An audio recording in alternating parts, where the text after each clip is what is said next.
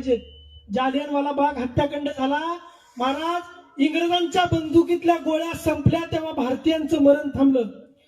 जालियनवाला बाग मध्ये एक विहीर होती, त्या विहिरीमध्ये हजारो लोकांनी उड्या घेतल्या आणि वरून इंग्रजांनी गोळ्या घातल्या. इतक्या अमानुषपणे महाराज त्या ठिकाणी जालियनवाला बाग हत्याकांड झाला. आणि त्या ठिकाणी भगतसिंग यांनी लहान होते त्याच ठिकाणी भगतसिंगांनी शपथ घेतली की या गोष्टीचा बदला घेतल्याशिवाय राहणार नाही. भगतसिंग मोठे झाले, शाळेत जाऊ लागले, मोठे झाले, क्रांतिकारकांच्या साखळीमध्ये गेले. भगतसिंग मोठे झाले, त्यांनी संसदेवर बॉम्ब हल्ला केला. भगतसिंगांना अटक झाली, त्यांना पकडून नेलं, खटला चालवण्यात आला आणि त्या खटल्यामध्ये भगतसिंगांना फाशीची शिक्षा झाली.